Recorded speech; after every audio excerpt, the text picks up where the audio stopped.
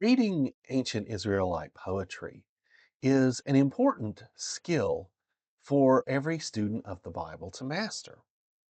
And it's not a hard skill once you get some practice at it. But unfortunately, it is something that too few of our folks in our churches have learned how to do. Again, it's not their fault. It's just um, too many of us who know how to do it haven't taught them how to do it. So that's what I want to do in this video. Now, why is reading Israelite poetry so important? Why is it important to hone this particular skill in reading the Bible? Well, first of all, poetry is very common in the Old Testament. It's so common in the wisdom literature to be virtually definitive of the genre. So, if you have a modern translation, all you have to do is crack it open to Psalms or Proverbs or Song of Songs, and you will see just poetry, poetry, poetry. You'll see it arranged in poetic verse. The editors of these modern translations are helping you understand that this is poetic literature. Likewise, poetry is extremely common in the prophetic literature. You may be thinking to yourself, now wait a minute, aren't the prophets, either telling stories about Israel's history or um, you know, sharing the word of God, a message directly from God? Yes, but they often do it in verse. And even in other genres of Old Testament literature, we will have sections of poetic or sometimes semi poetic literature. So, poetry is very common in the Old Testament. And in fact, I might venture to say that at least the biblical writers, and maybe even more broadly in the culture, people had a poetic mindset. They weren't as shaped by prose as we are.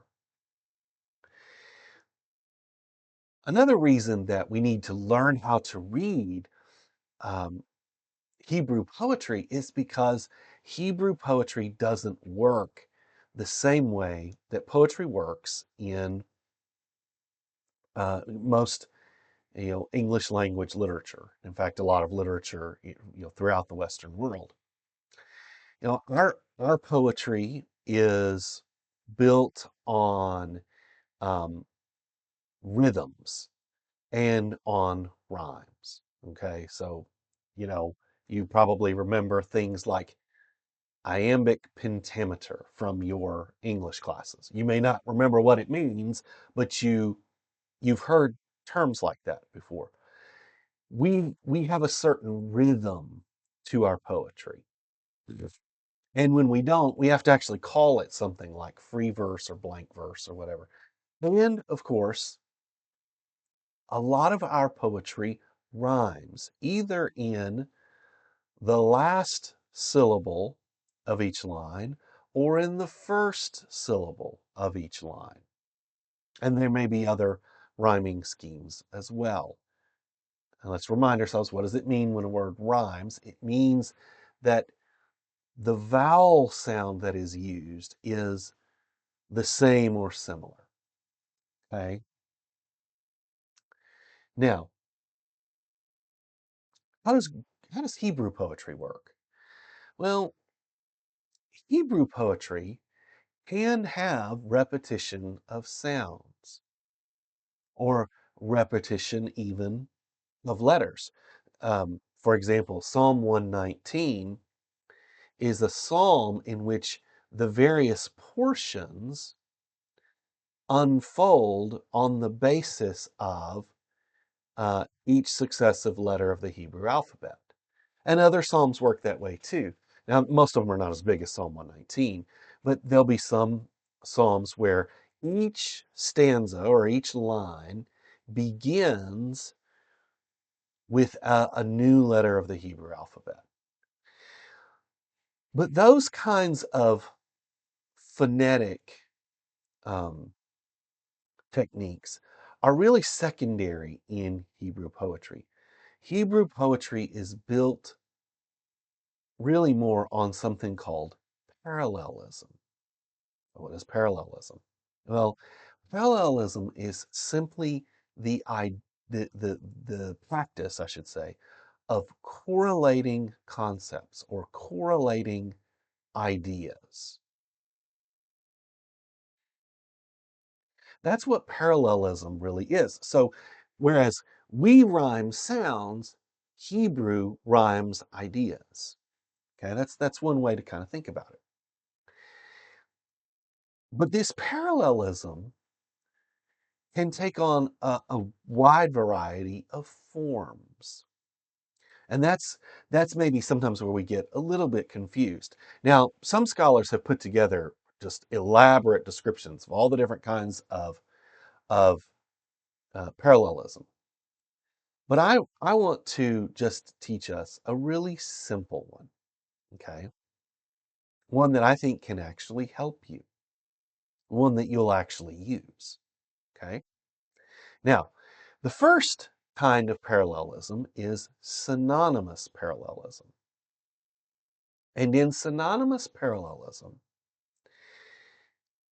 one line will make a statement, and then the next line says essentially the same thing, but uses other words. Now, sometimes there will be minor differences, and then the two lines are mutually defining of one another. Why? Because they are synonymous. We're using synonymous parallelism. Okay. So you might say, the son who honors his father is a credit to him, and a son who honors his mother blesses her heart, or something like that. It's kind of, I know it's kind of awkward and on the fly, but that gives you an idea of what we're talking about. You're making statements that are roughly equivalent, even though there are minor differences. Now, the second kind of parallelism is called antithetical parallelism. And that's where you make two opposite statements. Okay. So now they're not like totally opposite because they're pointing to the same truth normally, but they are opposite. One is an affirmation, the other is a denial, or something like that. So you might say, a man who obeys his father gains honor, but a man who disobeys his mother inherits shame. Okay. There's your antithetical parallelism. Honor and shame.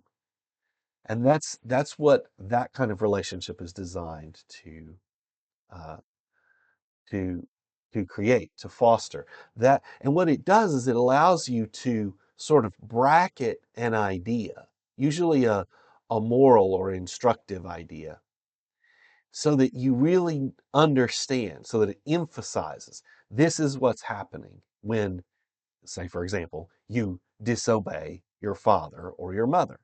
Okay. And by the way, that's what synonymous parallelism does too. It emphasizes a certain idea by stating it twice. Now, the third kind of parallelism is where things get a little murky. Uh, it is called synthetic parallelism. And synthetic parallelism is neither synonymous nor antithetical. Now, it's usually closer to synonymous than it is to antithetical, but it's not, the writer is not saying the same thing over again, using other words. The writer builds one statement on another in some form or fashion. And the precise nature of the relationship is what you as the reader are trying to figure out. The really neat thing, I think, is that these relationships really do kind of emerge from careful reading. It's not like you have to have a whole lot of special knowledge to understand how these relationships built. Now, what we're going to do is we are going to take this week's sermon text, Isaiah 40, 9 through 11, and we're going to build examples out of this particular uh, set of three verses. Now, we won't see any antithetical parallelism, but that one is really easy to spot. And I've given you an example that I think will help to guide you. What this is going to do is these examples that we take, what they're going to do is they're going to help you distinguish between synonymous parallelism and synthetic parallelism. And they're going to give you practice um, making those distinctions. Now, let's begin with actually verse 10, because verse 10 is the simplest. It's the easiest to make sense of. Now, what you have here is you have two couplets. You have a stanza and then a stanza, and each stanza has two lines. Okay, that's not unusual for Hebrew poetry. That's a lot of times how it works is, you have these stanzas, and they're composed of a couple of lines. Of course, that's not how they all have to be. We'll see that in just a moment, but that's how we see it often. Now, I want you to look at the second stanza first. His reward is with him, and his recompense accompanies him. That is classic synonymous parallelism. Okay. That is classic synonymous parallelism. The first stanza is a little bit more difficult. Now, let me just share with you that more recently, at least one scholar, and probably others as well, but at least one scholar has argued that synonymous parallelism is not nearly as common as we think it is. Okay? And this first stanza might be an example of what he's trying to say. Notice what it says here. The sovereign Lord comes in power. He rules with a mighty arm. Now that appears to focus our attention on two different things, coming and ruling, right? But I would argue that in fact, this is synonymous parallelism, though it is a little, um, a little difficult to ferret that out initially. When the psalmist, or in this case, the prophet, not the psalmist, we're in Isaiah. When the prophet says the sovereign Lord comes in power, he is emphasizing the Lord's um, power to rule, the Lord's ability to bring about his desired outcomes. And so while the verbs are in this text are different, the actions depicted are different. You have coming and you have ruling. I think you could make an argument that this is, for the most part, synonymous parallelism because it focuses our attention not so much on those actions, but upon the sovereignty to which they bear witness. Now let's turn our attention to a more complicated example. This example is verse 10, verse 9. We did verse 10 first. Now we'll do verse 9. And immediately you're able to detect this uh, sophistication because you're like, wait, there are three stanzas here. That's right. And the middle stanza has three lines. So already the relationships are going to be more complicated. So here's what I want to do. Let's ignore the third stanza for right now. Okay. I want you to ignore that. Um, and I want you to just focus on the first two stanzas. Okay. Now, notice how the parallelism works here. Each of the first lines are parallel to each other. You who bring good news to Zion, and you who bring good news to Jerusalem. That's your parallelism, okay? And they are synonymous parallelism. That's it. These are just perfect examples of synonymous parallelism. Now, what about the second lines? What about line 2 in each one? Well, that's where you get, again, a little more complicated. I think that these lines go up on a high mountain and lift up your voice are describing the same activity, but they are describing different parts of that activity. And so, in a sense, you have your synthetic parallelism, right? They're parallel to each other. So, line 1, stanza 1 goes with line 2, or line 1, stanza 2. Okay, so stanza 1, line 1, stanza 2, line 1. Those two go together as synonymous parallelism. But then stanza 1, line 2, and stanza 2, line 2 go together as synthetic parallelism. The author is building the image. Okay, so you who bring good news to Zion, go up on a high mountain. You who bring good news to Jerusalem, lift up your voice. Now, what do we do with line 3? Lift it up, do not be afraid. Well, there are two parts to it. The lifted up part is just synonymous parallelism, but that's not all that the line does. Again, the prophet is building. He's layering his parallelism, okay? And so you end up with synonymous and synthetic parallelism in the same line. Now, by the way, the labels are not important, okay? So your job as a Bible reader is not to sit there and struggle with, oh, is this synonymous? Is this antithetical? Is it synthetic? What is this? No, your job is to simply understand what is the author doing.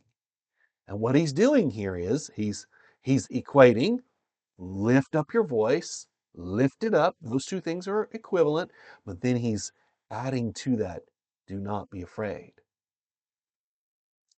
Now, let's just stop here for a second and ask, how does that enhance our understanding of the meaning of this text? Well, it introduces this idea that someone might be afraid to proclaim this good news. And in the historical context of this prophetic utterance, we aren't surprised by that fact. In fact, We've experienced it in our own lives. Nobody wants to proclaim good news and then have really awful things happen. Nobody wants to have egg on their face like that. But think about when you are proclaiming deliverance to a people that not only has just been taken into captivity, but who have heard nothing but doom and gloom from their prophets, well, from the true prophets anyway, for 50, 75, 100 years, 125 years, going all the way back to Micah. Well, if you're going all the way back to Micah, you're talking about 125 years. They've heard nothing but doom and gloom. And now you're coming along and saying, there is good news. Now, so you can take the cover off your screen, so to speak, and let's look at the third stanza. Okay? Look at the third stanza. How does the third stanza relate to the first two?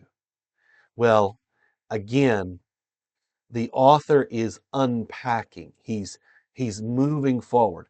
No longer is he doing this sort of parallelism where he's saying, you who bring good news. Now he's saying, here's what I want you to do. Say to the towns of Judah. And in a very real sense, he is building in stanza 3, line 1, he's building not so much on the first line of the other two stanzas, but on the second and third lines. That's what he's building on, okay? Are those second and third lines. Then there's line 2. Here is your God. That is simply the content of the proclamation in line 1. So in a sense, you've kind of lost a little bit of the parallelism here because of a narrative intrusion. The author is telling the story, and that requires them now to fill in this proclamation with its content. But that's part of Hebrew poetry too. Sometimes the story intrudes and requires you to insert additional material or to alter your structure that you've given to your writing and that kind of thing. Okay?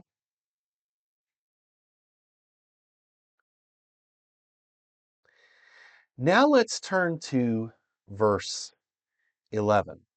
And verse 11 is simple, sort of. Notice that you have 3 stanzas. And these stanzas, again, it's hard to describe exactly the parallelism that's here, but you don't have to, per se. You just want the categories so that they shape how you're thinking about this. It's certainly not antithetical, is it? But it's somewhere between synonymous and synthetic.